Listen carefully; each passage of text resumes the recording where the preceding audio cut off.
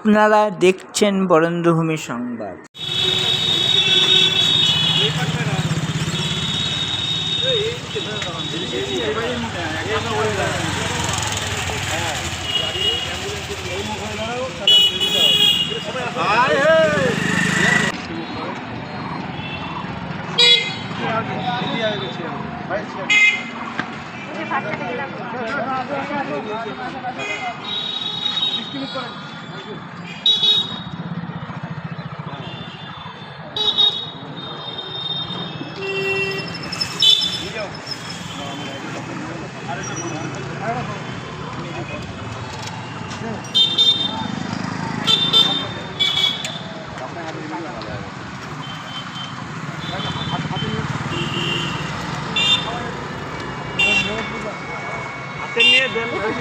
বসে আছে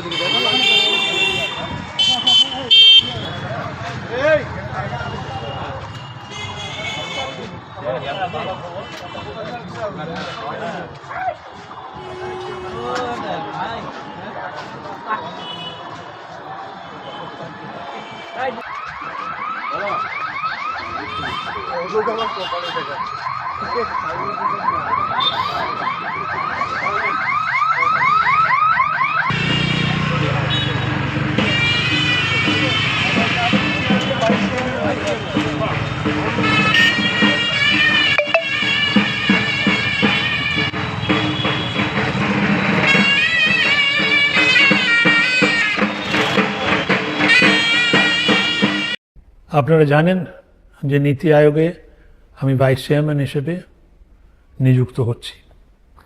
এই খবরটা আসার পর আজ সকালে মাননীয় প্রধানমন্ত্রী নরেন্দ্র মোদীর সঙ্গে আজ আমার প্রথম সাক্ষাৎকার হলো। এই যে নিযুক্তি, এটা আমি মনে করি আমার পক্ষেই শুধু গৌরবের নয়, এই গৌরব সমগ্র পশ্চিমবঙ্গের লেখাপড়ার যে সংস্কৃতি, বিশেষত অর্থশাস্ত্রের লেখার পড়ার যে সংস্কৃতি, সেইটার এটা স্বীকৃতি। নরেন্দ্র মোদী প্রধানমন্ত্রী হয়ে উনি প্ল্যানিং কমিশন তুলে দিয়ে নীতি আয়োগ স্থাপন করলেন।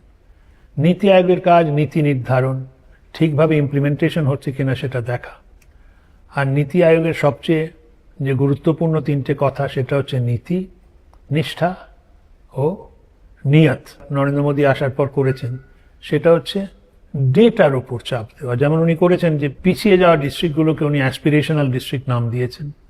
তারপর সেটা ডেটা দেখে কি উন্নতি হয়েছে শিক্ষায় কিংবা স্বাস্থ্যে কিংবা মাথাপিছু আয়ে, সেগুলো দেখে ওইটাকে মনিটর করা হচ্ছে। তো আমার ধারণা এটা সঠিক পদক্ষেপ এবং এটাকে এগিয়ে নিয়ে যাওয়ার দরকার। প্রধানমন্ত্রী মোদী বলেছেন যে বিকশিত ভারত হতে হবে 2047 সালের মধ্যে, সমৃদ্ধ ভারত হতে হবে। সেই সমৃদ্ধ ভারত হতে গেলে অনেক কিছু করতে হবে এবং সেটাই যেটা কতগুলো জিনিস তো হয়েছে। যেমন আমরা এখন ফিসক্যাল প্রুডেন্স বা ফিসক্যাল দায়বদ্ধতা, তারপর ইজ অফ ডুইং বিজনেস কিংবা স্ট্রাকচারাল রিফর্ম, স্ট্রাকচারাল সংস্কার, এগুলোর কথা বলি।